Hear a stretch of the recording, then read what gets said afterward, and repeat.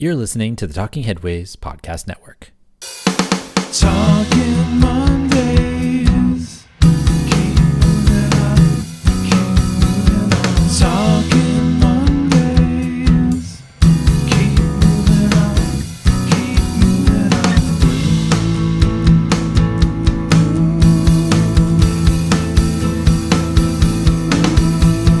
Talking Mondays. Keep moving on. Keep moving on. Happy Monday. This is Mondays at the Overhead Wire, sponsored by our super generous Patreon supporters. I'm Jeff Wood, your host, and joined by Han Solo. That's right. Every Wookiee's favorite right-hand man is here today. I really appreciate you guys listening in to the show. We had Ben K back 2 weeks ago to talk about decongestion pricing. That was a really good episode and talked about a lot of the issues that were going on there. We skipped through a bunch of stuff in order to have that one because it was such a huge topic. And I know that folks were really looking forward to having Chrissy on the show tonight. I was too. Unfortunately, Chrissy got COVID. And so she's been struggling with that for actually a few weeks. I think she's on the mend now, but she couldn't join us today for obvious reasons. It's a little bit taxing on your body. She's got work to do. She's got other things to do in order to heal. It's a nasty bug, and we want her to get a full recovery. But she says she'll be here in 2 weeks. I'm going to cross my fingers and hope that's the case. But you got me, you got Han Solo, and we're here to share a whole lot of stuff because there's been a lot of stuff since we last talked with you all. Obviously, we had a show on, I think it was May 14th or something was the last Monday show that we actually did. In between then, we shared a Ralph Bueller's Verkehrsverbund episode again. We did the Ben Kabak episode about congestion pricing. And so here we are this week, 6 weeks later, talking about all kinds of stuff that's been happening in that time period. And I've got a whole ton of things to talk about, so we should get started for sure. But as we do when we're Han Solo, we go over the episodes that we had or will have soon on Talking Headways. We had a great lineup of episodes over the last few weeks. We've also got a great lineup of episodes coming up. I don't know what's gotten into me, but I've recorded twice a week in some cases.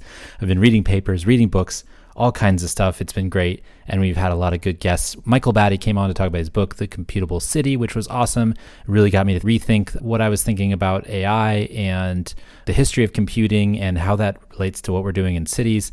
Basically, like the whole thing for me now is just thinking about AI, or what people are calling AI. It's actually just machine learning, and thinking about that as just like the next era of computing. We went from punch cards to Pentium chips to now we have these large language models and we have these huge amounts of data that we're processing. And so thinking about it that way makes me feel a little bit better than something related to the singularity. But that was a really cool episode. I hope folks get a chance to check that one out.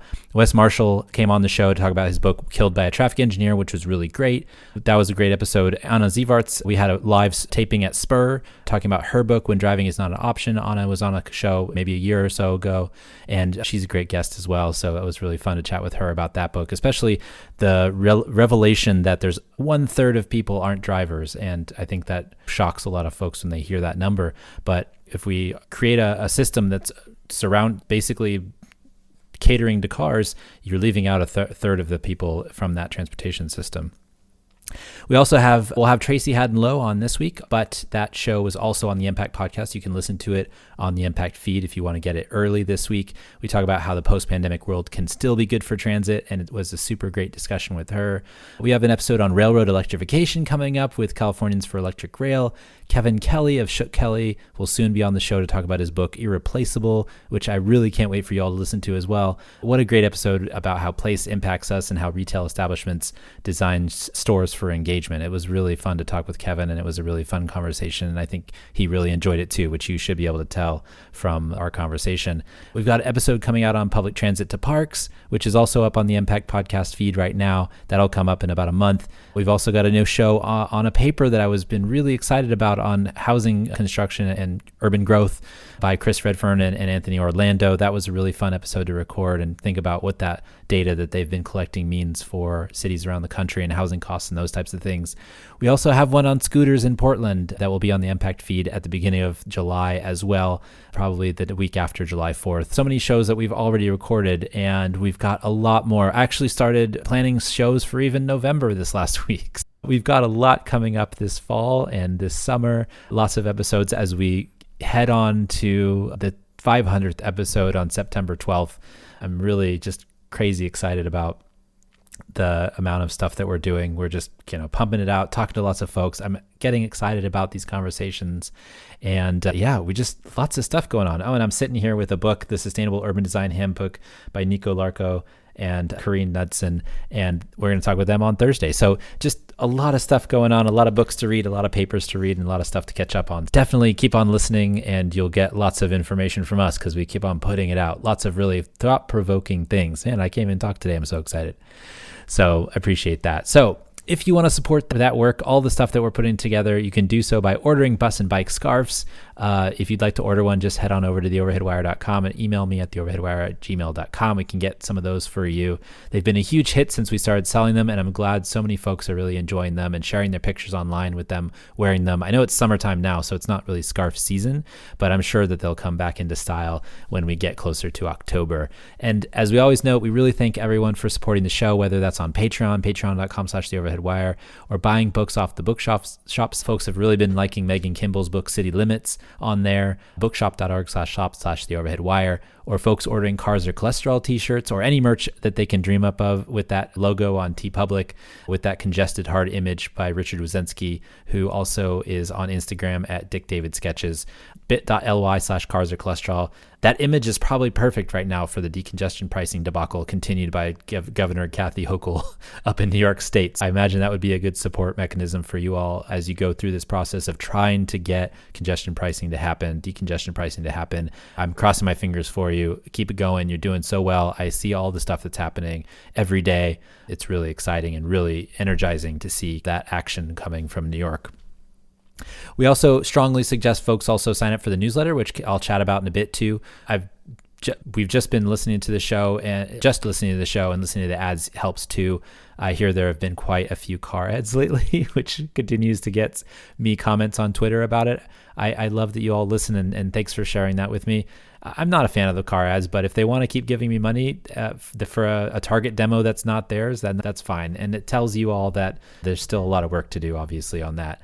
And thanks everyone for listening. Thanks everyone for talking about the show online, on Twitter, on Threads, on Mastodon, on LinkedIn, everywhere. There's always some stuff going on, and we really appreciate that. This is episode 154. We are live and in session. And before we get to the show, I always want to let folks know that they can get this podcast wherever you find your podcasts, including Talking Headways, on iHeartRadio, Spotify, Overcast, Pocket Cast, Apple Podcasts, YouTube. You can get this all over the place if you want it. And if you're so inclined, leave a review on iTunes. We have a lot of awesome reviews on there, but it's been a few years. So if you get a chance, we'd love your feedback. So here is the news. Here are a few of the top stories that piqued our interest from the newsletter over the last few weeks. I can't talk because I'm so excited. I'm talking so fast. Woo, man, just getting into it. So, newsletter. We have a newsletter, and we put a ton of stuff on there. And I'll talk about this when we get to the end of the news today too. But I just want to say, if you go to the newsletter or go to the website, theoverheadwire.com, you sign up for the newsletter. You get a newsletter in your inbox every morning. We go through 1,500 items every day, and we pull out the 40, 50 or so that are the most interesting in 5 different categories: transportation, urban design, urban issues like housing, environment as it pertains to cities, and research that comes from the research papers that are written in academia. We pull all that together. We write an intro with a couple of cool stuff in it. And actually, we've just started a Substack with putting those intros on there because I've been writing a little bit longer ones. And some of those actually end up being here on the Monday show as well, where we talk about some of that stuff in more detail. But so sign up for that newsletter. And we're doing the Substack thing because I think it's important to meet people where they are, because I feel like there's a lot of folks over there that are talking about policy issues that kind of left Twitter a while ago. But I really do think that the newsletter is where it's at. And that's where we get a lot of the news that comes to you here. A lot of the news that we talk about here on the Monday show is the most read news from in this instance, we haven't talked to you for maybe 6 weeks or so. This is all the news that happens in between, which are thousands and thousands of items of interesting things that you all might find interesting. We're going to cover a bunch of stuff today, but the newsletter has it all for sure. So I know people like to digest things in different forms. So if you like the podcast, you love the podcast. If you like newsletters, if you like both, we are where it's at, the Overhead Wire. So appreciate you all checking that out if you get a chance. If you haven't done it yet, even if you've listened to us for a long time and want to sign up, we really appreciate that too. And let's get to the show. We've got a lot to cover today. I'm going to go through it thick and fast. And there's lots of really cool information and stuff that hopefully you all can use in your advocacy or your work for whatever you may do in this space. Climate change. Mortgage loan officers are starting to worry about climate change when lending money to home buyers. Worried about the value of housing used as collateral. At the same time, home insurance is harder to find as extreme weather events from hail to fires increases payouts and reduce industry profits. But lenders have also been slow to create solutions such as loans for hardening or moving to safer areas. This was by Chris Baraniuk in Wired Magazine. So I want to talk about climate change and the housing market and how that can impact infrastructure planning, because I think that this is really important to talk about. I wrote a piece for the intro of my newsletter discussing this, and I keep harping on about this. I think we need to put this stuff together because there's a lot of threads that are being pulled together by climate change, and I don't really know if people are understanding how big a deal this is. So I share a lot of Susan Crawford's items on her Substack Moving Day because it really is sounding an alarm on these issues that climate change will soon have us reckon with. You may remember Susan from her great Talking Headways episodes about her books on Charleston and fiber optic networks. And recently she shared a study that looks at how insurance costs have gone up since 2020 in areas that are at a high risk of climate change. So insurance companies don't want to share this information readily. So the report authors had to disassemble millions of monthly escrow payments to get at what people are paying for insurance. And it's really fascinating, but it's also really scary. So rising insurance rates from climate change triggers multiple issues, as Susan puts so well. The quote, the weakening of asset values, home values that people put a lot of their money into, and frankly, sometimes it's people's only nest egg. And then in turn, asset value risks weaken property tax dependent entities like governments, as well as shifting risk to housing finance stability systems like Fannie Mae and Freddie Mac, which can then infect the whole financial system of the United States. So Susan had a great item also about how Fannie and Freddie really need to do a better job of screening mortgages for climate change, but that might also have equity implications as well that might be worth digging into another day. But there's also another deeper kind of issue that people that listen to us here on the podcast might care about more than some of those housing issues and things, which is infrastructure finance. And again, it goes back to the Talking Headways discussion we had with David Schleicher about his book, In a Bad State. I can't remember which episode that was, but we'll have linked to it in the show notes, I think, for you all to listen to that one again, because I feel like that's a very important episode, specifically because it talks about this infrastructure bond issue. And the episode in his book basically talks about how over time the government has created a legal and financial foundation for cities to be able to finance transportation and other infrastructure through bonds. In fact, David notes that this is why the U.S. has been able to build more, though I might personally argue not necessarily better, infrastructure. American cities are somewhat rare in that they have the ability to bond and they can build a ton of infrastructure. They can build roads, they can build water pipes, they can build drainage, they can build energy infrastructure, all this stuff that the U.S. has built since the turn of the century, the turn of the 19th to the 20th century, a lot of, and even in the 19th century as well, has because we have this system that we've created where bonds are able to be put out by governments, and that could be local governments, state governments, and which is really interesting because other countries and other places don't have that same structure, as David notes in the podcast, which is really fascinating because what happens if insurance companies raise prices so high that the only backstop is the public insurance option states are now offering? We then see different levels of government at risk of default. And so what that means is then if default happens, there are three choices for the federal government to fix it, as David put it on the show and in his book as well. And it's called the trilemma. And basically it goes like this quote from David in our Talking Headways episode with him, which I'm going to quote directly here. The federal government wants to avoid really sharp budget cuts or austerity because that state and local fiscal crisis generally happen during recessions, and budget cuts during recessions are bad. Secondly, it wants to avoid moral hazard. That is to say, if it bails the government out and then the government might grow to expect it, and that will lead to greater budget problems in the future. And then the third thing is it wants to avoid harm to the municipal bond market. Why would anyone care about that? State and local governments, we rely on them most to build infrastructure in America. So as David notes, you can only do two of those three things to save people when there's a crunch, like the Great Recession or the pandemic, which we talked about on the show as well. So I know it sounds like I might be repeating this over and over again. I feel like I'm repeating this over and over again, but I do feel like climate change could have a bigger impact on issues like these down the line if we don't address it sooner. And it's likely to be painful, but less so now than later, although we're pushing it down the line because we don't want any pain. And basically what I'm saying is that all of these houses that are in climate areas, whether that's wildfire country in California or flood country in Florida, they're causing problems because the insurance companies want to back out of them and back out of insuring them because they know that at some point there's going to be a disaster. People want to be keeping on building their homes in the same place, but ultimately they're going to have to move. Otherwise, basically we're going to keep on giving money for them to build their house when really the better, more sustainable bet is to move them to somewhere else, which is safer from these climate disasters. But what happens is when these insurance companies disappear, the state has to backstop them with some way. And then the federal government backstops the states. So if the states get into a fiscal crisis because of backstopping all these mortgages or insurance or whatever it may be, then the federal government has choices that it has to make in order to help, which lately it's been bailouts, but it might be something worse in the future. So climate change is going to make us choose. And I think that ultimately it might be the bond market that it impacts. And the bond market is what allows us to build light rail lines, and it builds us to build infrastructure, local streets and roads. Obviously, sometimes they use it for highways and stuff we don't like. But this is a big issue that climate change is really going to impact. It's not just the insurance markets, but it's the bond markets as well, and the way that we work in this country at building things. So I know that's long-winded, and I've really been watching this closely, and I do think climate change mixed with the housing market, including insurance markets, is really going to slam us hard at some point in a way that we're really not ready for, that I just mentioned. And one of the things Susan and the Wired item note specifically is that we have financial instruments set up for housing that are formulaic, and Jim talked about this too on the podcast we had with him. We're entering this new era where we're structured to build single family homes. We're structured to build things in a certain way, but we still haven't set up these similarly formulaic ways and easily structured ways for people to borrow money to harden their homes against extreme weather from climate change or move away from somewhere that's in danger. And so another thing is energy efficiency.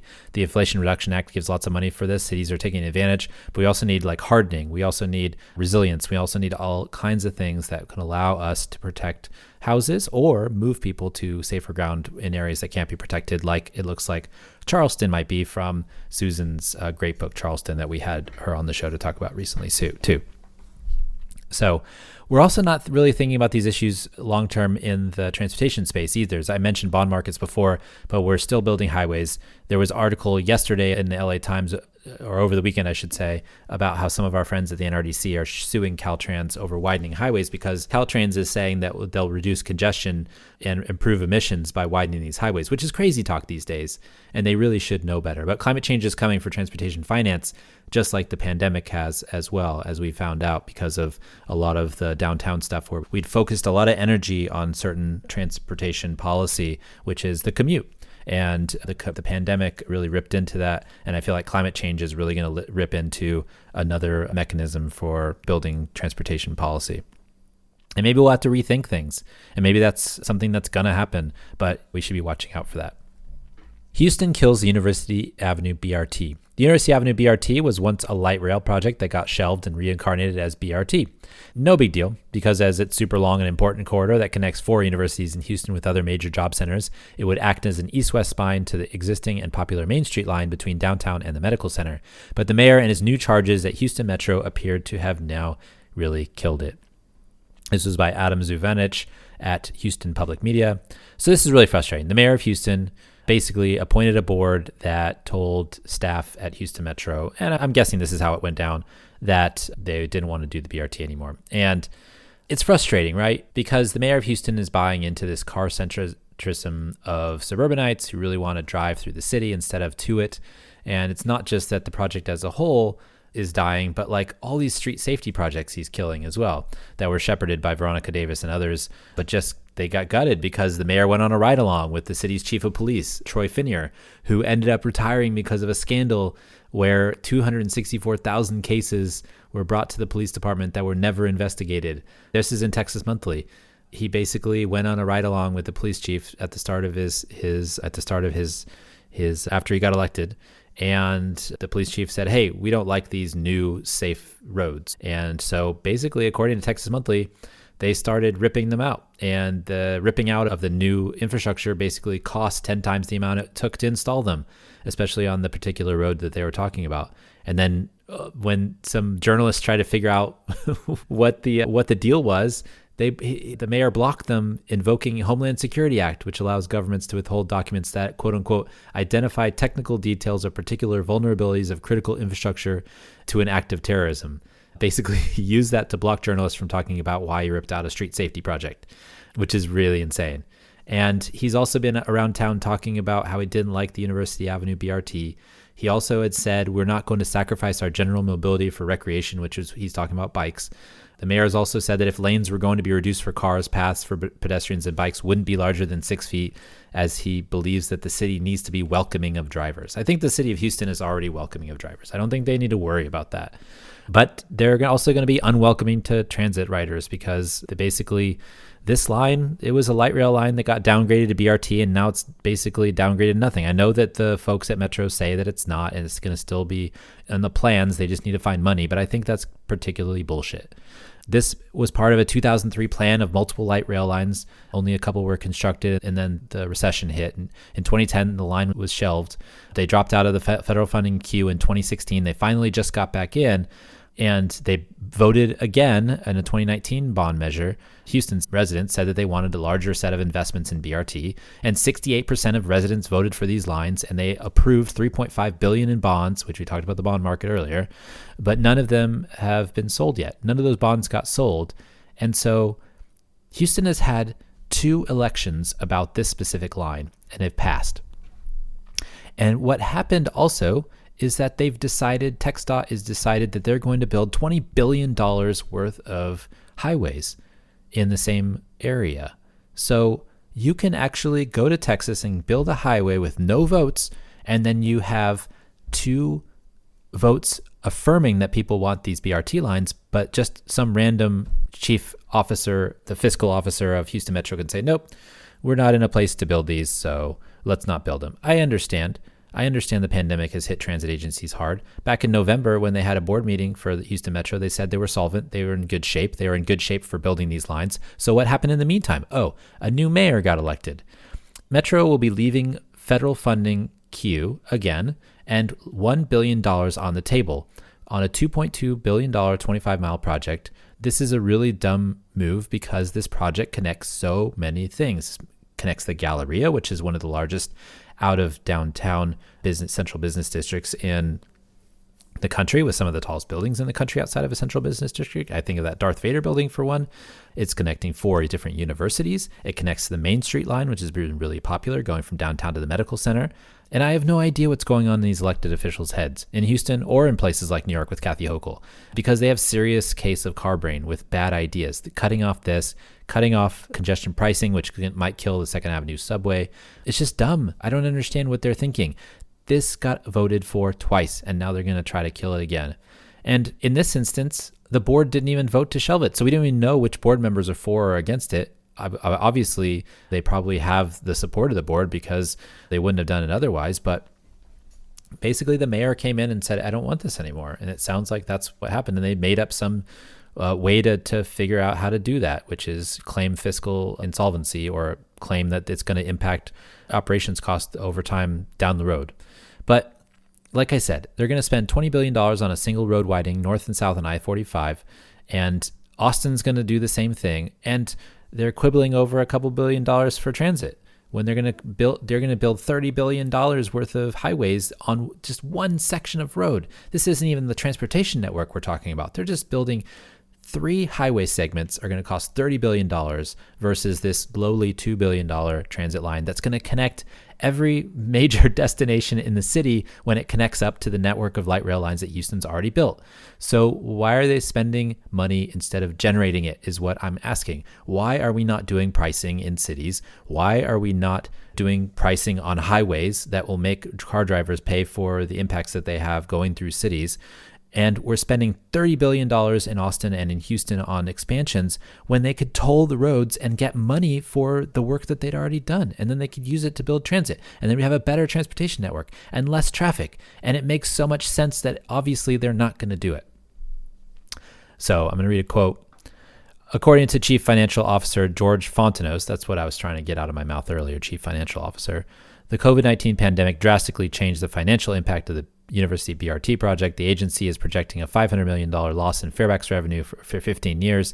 That, coupled with an $850 million increase in operating expenses stemming from inflation, that $1.3 billion difference cannot be covered with issuing debt or applying for grants, per Fontanos. Like I said before, they're saying that they're going to be short $1.35 billion, but they're just spending $30 billion in the state on 3 highway segments.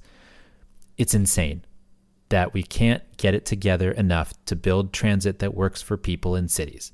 I'm not talking about building transit in the suburbs. I'm talking about building transit in a dense part of Houston.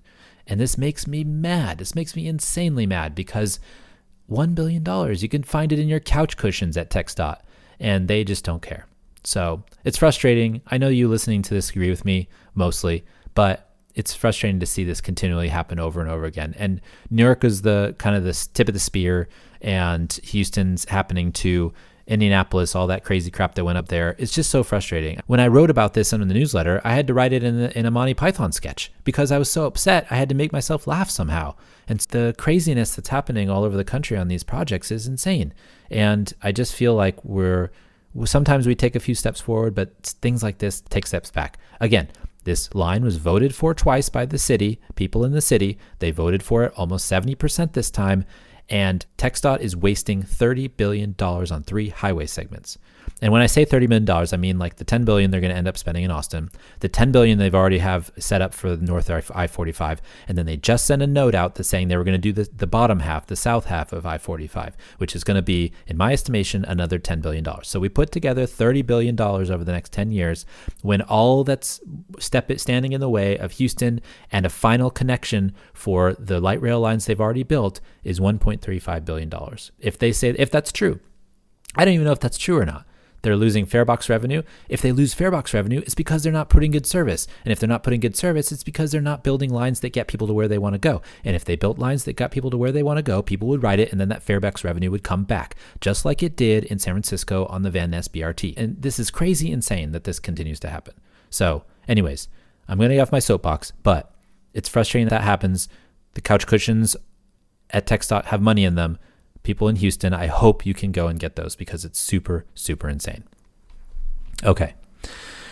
Mexico City. Let's go down south a little further. Mexico City is running out of water. Last year was Mexico's hottest and driest in the last 70 years, leaving the country short of water. Now a series of dams and canals that provides 27% of Mexico City's water are just at 30% capacity, leading some to believe they could reach day zero in June, where the city can't reliably provide water for its residents. The rainy season usually starts in June, so many hope that there will be some relief, but there's no guarantee after several years of below average rain.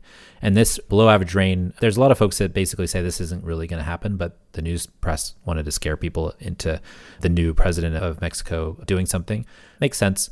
I want to also say that there's been serious drought in South America and also Central America just because of the El Nino weather pattern that's been happening over the last few years. And I think that's shifting this year. So hopefully that'll bring some relief to them. But also this isn't just in Mexico City. This is in Bogota. This is in other Central American countries. It's also in several South American countries in Chile and other places that haven't seen as much rain as they usually get. And so I think this is something that we need to worry about here in the United States as well. It's not just Mexico City that's running out of water. It's fresh water from the Southwest is getting low as well in places that serve Las Vegas and Phoenix and things like that. And so we might not get that back. And also we had a really good, here in California, we had a couple of years of rain, but that's also because of the weather patterns in the Pacific, which are shifting again, which might bring more rain south, but it'll dry up here as well. I think it's interesting that this is something that we can talk about seriously. I know Cape Town in South Africa had this where they almost had a day zero a couple of years ago, but they figured it out. But they also, one of the things that they did down there was cut down trees that were invasive because they were sucking up a lot of the water out of the ground. That's an interesting thing too. There's so many things that are happening that are interesting related to this as well, little details that arise when you think about these issues. But yeah, So this is something that we should be watching. What's happening in Mexico City, what's happening in Bogota, other places around the country. There's a CityLab article today specifically, or maybe yesterday specifically about this too, about what they do to save water. So something to watch out for. Next up, Boston commuter lines rebound. MBTA, the commuter rail lines, are now close to recovering ridership to pre-pandemic levels. One of the changes that contributes to this positive trend are the agency's decisions to run more midday train service, which means all the trains aren't tied up in peak hour rush hour. They are also adding more night and weekend service for people going out to entertainment or sporting events. This was by Dan Vok, our friend Dan Vok at Route 50. Basically, interesting news out of Boston here. The commuter lines at the MBTA are now close to full pre-pandemic ridership. One of the changes since before the pandemic is running more of the midday train service because all the trains aren't tied up in peak hour rush. They're also adding late night service. And this is a promising sign that there are ways to provide transit service that get results which aren't dependent on the masses of the rush hour commute, which is something that we're talking about Tracy Haddon Lowe about on the podcast that's coming out this week on Thursday. But also we talked a little bit about this with Jarrett Walker when he came on the show recently too. And when we chatted with him a few weeks ago, there's more mental space for transit agencies and people for systems to be better designed around 80 or 90% of society who aren't those elite rush hour commuters that basically Jarrett says have vanished from the system. And so this really does point to other solutions for other parts of our systems as well. And even in the Houston system, if they put back their frequent service network that they cut down and chopped up, they might get more riders, which would make a lot of sense. The frequency boosts like the 22 Fillmore here in San Francisco, the Van Ness BRT, and other lines around the country that are seeing ridership recovery past the pre-pandemic numbers, but also express bus services that could really make one or two trips with one driver. We could get rid of some of those. The extra frequency on a popular route could actually get more riders than some of those. And those are really like inefficient going into a city and out of a city, especially like those AC transit routes that go into San Francisco. Some of those are really inefficient. They're helpful for the folks that live near them, but it's not really from a mass transit standpoint. They're really not moving a ton of people. The article also notes that the MBTA has an advantage over other systems in that they don't have to wrangle more space for trains from railroads. And so that's a consideration for other commuter railroad systems where they're fighting for space with freight lines. So something to think about. We'll talk about MBTA a little bit more coming up, but I think that this is really interesting to see that they've actually recovered a bit. Home builders are going smaller. To make new homes less expensive, some home builders are building smaller homes. Larger builders like Lennar believe there's a strong demand amidst the housing shortage and are trying to build single-family homes for more price points. But often that means smaller homes outside of cities. The lowest priced homes at 661 square feet sell for $159,000 and are aimed at entry-level buyers or those looking to downsize. This was by Lance Lambert and Fast Company. Downtown recoveries at night. According to cell phone data analyzed by researchers at the University of Toronto School of Cities, many cities that have seen high office vacancy rates are now finding that more people are visiting downtowns in the evenings than before the pandemic. Some are calling this the YOLO economy, you only live once, as more people splurge on memorable experiences. Local leaders could lean into this by focusing on initiatives that draw more people into the city outside of traditional work hours. This was by Heather Long in the Washington Post. I think that's interesting. More people are going to go and have fun and go into downtowns, but the work time has changed. The amount of people going into work, the office, are going to go 3 days a week. They're going to go a couple days a week. I just saw an article talk about super commuters are up like 30% or something like that because people are going to go into the office maybe 2 days a week. They're going to live further away and be okay with driving that far if it's not a slog every single day, if they can stay home 3 days out of that week.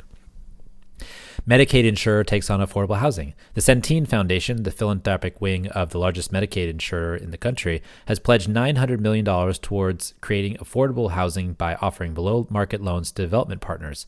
Social determinants of health drive 80% of health outcomes and include access to food, housing, childcare, and more. These are seen as part of the health system that starts before someone sets foot in a hospital. This is by Marco Quiroz Gutierrez, Fortune magazine via Yahoo News. I find that funny sometimes. I'm looking for articles and then it's in Fortune, but it's paywalled, and then you can find it on Yahoo News.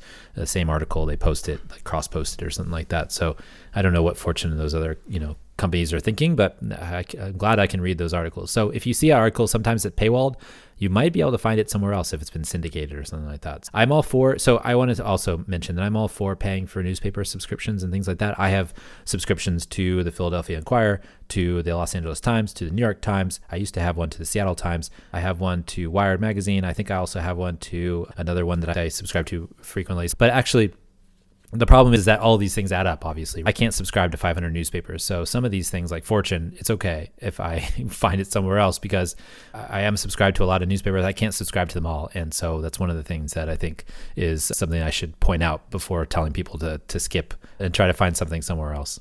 Denmark's 30-year mortgage solution. One of the current issues with the housing market is the number of homeowners staying in their homes because they can't get similar very low interest rate for a new purchase compared to the loan they have at the moment. Officials in Denmark have figured out this problem by allowing homeowners to trade up for higher rates while earning profits in return for the exchange using covered bonds. This was by James Rodriguez in Business Insider.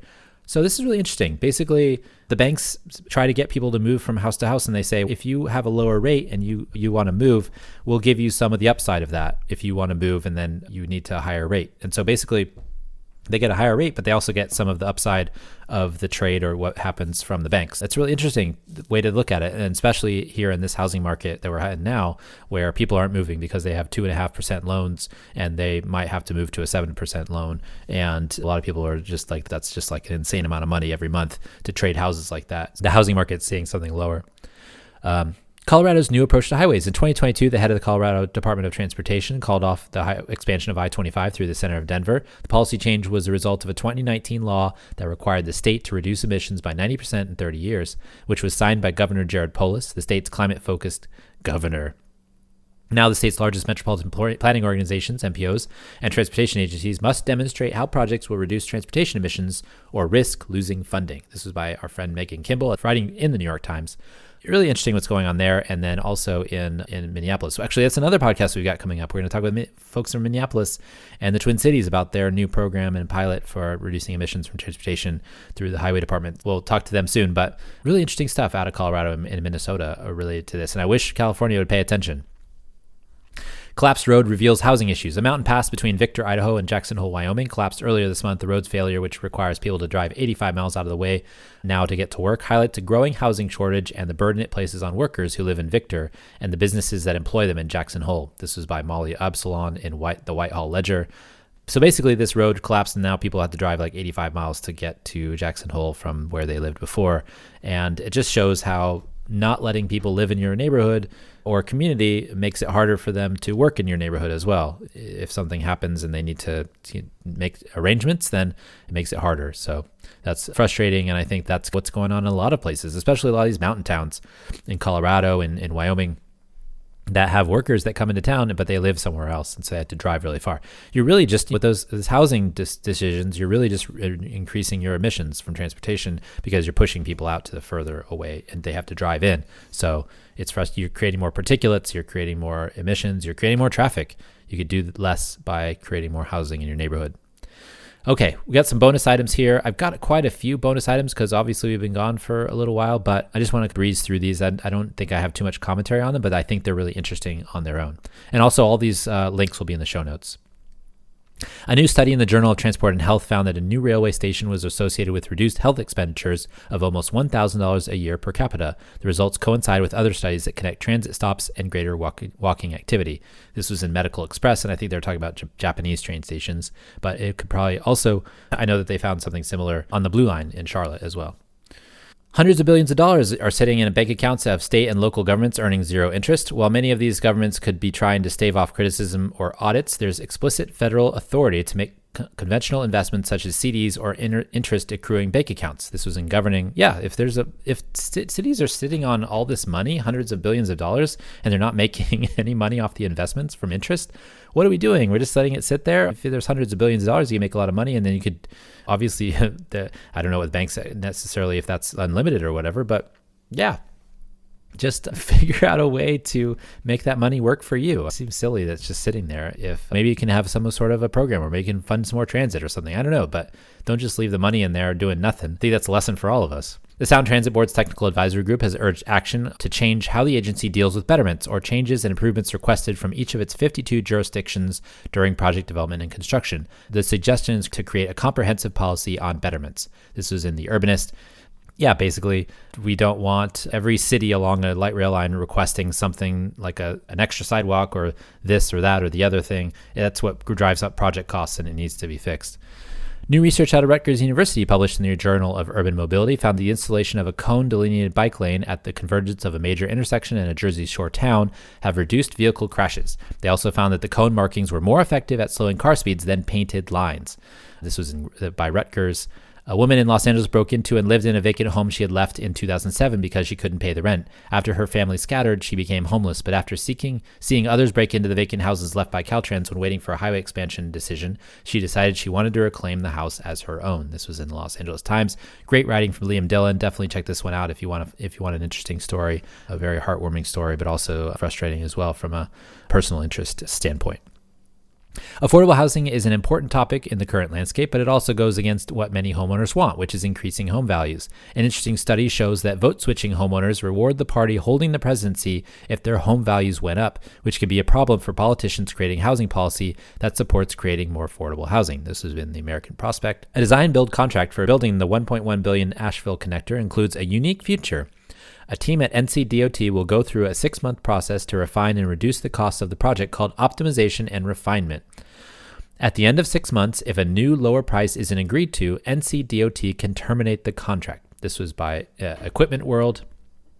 Really interesting contracting situation. So basically, the state is going to work with the contractor to see what they can cut from the project or make the budget go down, and then the contractor has to agree with what they cut.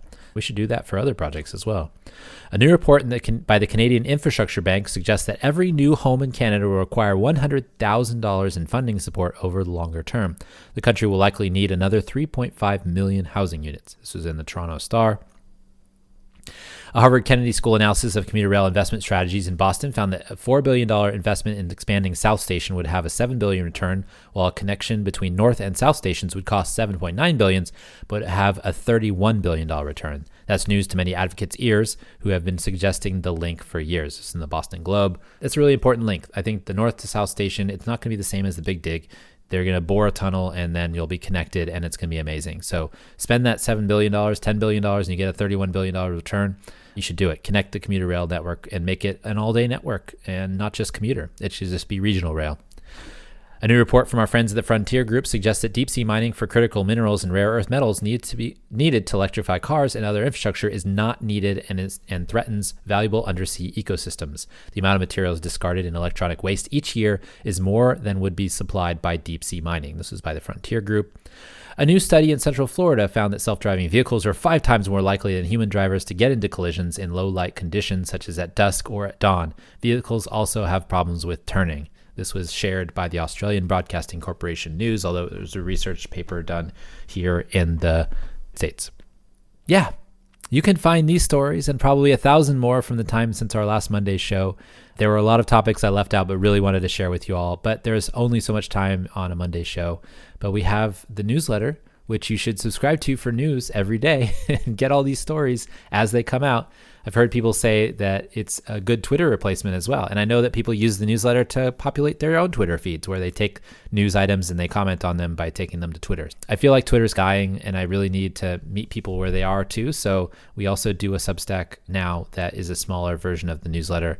And I know that people are scattered all over the place. I know you all here on the feed, on the podcast feed, you get this every month. It never disappeared. You're not scattering, which is great. But there's other folks too that have been all over the place that we used to reach out to on Twitter and other places that are now on Threads, on Mastodon, on Blue Sky, on other places. And I can't just be I just can't be everywhere, but I can try to be somewhere. So we're at the newsletter that we've created since 2006. We're at Substack, if that's your jam, for our intros only. We're not putting anything else on there. But if you want everything, it's in the newsletter. But we are on the usual spaces too. We're trying to post stuff on Twitter, on Mastodon, on Threads, sometimes on Instagram, sometimes on LinkedIn. We'll have the podcast and a couple other things. I have a TOD group on LinkedIn that I have where I post articles about TOD specifically. So there's that too. So all kinds of stuff. There's all kinds of ways to reach us, to follow us, to find out what's going on with the Overhead Wire. I just think that the primary newsletter, the Overhead Wire Daily, is going to be the best place to get information and podcast updates from us if you're not getting it here on the Monday show like you are, because you're listening to this far. But keep listening to Mondays because everything works differently for every folks. Some folks like Mondays better. Some folks like Talking Headways better. Some people want a newsletter because they can't stand podcasts. We're also on YouTube, like I said, if that's of interest to people as well, although it's just the audio. Maybe we'll branch out into YouTube videos at some point, but I just don't have the bandwidth. It's just me, right? Me and Sophia, my editor for the Talking Headways show. I actually edit this show after we're finished talking about it. Just one person and trying to put all together all this information is a lot. So if you can support us in any way possible, we really appreciate it. Like I said, we're doing a lot of stuff and a lot of cool stuff. So if you like that, then you know how to reach us. The show notes, we have all that stuff, including the Patreon stuff. So like I said, this week and every week, I want to thank our generous Patreons for supporting this week's podcast. You guys are awesome and keep the show going by listening and supporting each month. This show and Talking Headways really wouldn't be here without you all. So thank you very much. And you can support the show by going to patreon.com/theoverheadwire. Sign up. $2 a month, get a handwritten note and some stickers. $10 a month will get you one of our transportation scarves. I also want to mention that we did produce an audiobook version of Raymond Unwin's 1909 classic, Town Planning and Practice. Check it out at raymondunwin.com. And yeah. And if you have any listener questions and comments, feel free to comment on any of the social sites where this podcast appears. We just talked about. Have any questions for me, theoverheadwire@gmail.com. And then also, here's Puppies and Butterflies, part of the show where we talk about something fun, interesting, or maybe just didn't fit in other sections. We've been watching The Acolyte on Disney+. Really like that show. It's super fun. Good way to play with some new ideas in Star Wars. We're watching our HGTV stuff. We're doing a lot of cooking and things like that, which has been fun. The kiddo is having a good time too. So we're just doing our thing and trying to get some sleep and trying to come back the next day and finish our work and all that. Okay, hopefully in 2 weeks, Chrissy comes back. I hope she feels better. We're going to have a lot of other guests on Mondays too. I have a lot of folks that I've told that we should be having on the show. And so Tracy's going to come back, obviously. Wes Marshall is asked to come on the show, so we'll get you on Wes. Sam Sklar, we'll have him too. We'll have Chrissy hopefully in the next couple weeks too. So we're going to get some folks on the show, and we've had some folks on in the past that'll probably come back too as well. So we're going to get some more people on the Monday show. It's not always going to be Han Solo with me, although I do enjoy these shows because I get to share a lot of information. But at the same time, we like having folks that we can chat and throw stuff off of, throw ideas off of and things. In any event, you can find me on Twitter at @TheOverheadWire or at TheOverheadWire.com. You can find me on Mastodon, TheOverheadWire at SFBA.social, Instagram and Threads at TheOverheadWire, LinkedIn, you can find me too. I'm on Substack now too, The Overhead Wire, so find me there if you want to just get the intros. Again, the regular newsletter is the best way, but sometimes you got to meet people where they are. So thanks for joining us at Mondays at The Overhead Wire. Thanks to our generous patrons for sponsoring this week's podcast. Thank you for listening. Thank you to everybody who's bought a scarf, who got stickers, who has gotten books from the bookshop site or done anything else. If you listen to the ads at the end of this show, I appreciate it as well. We'll see you all next time, hopefully soon. Talk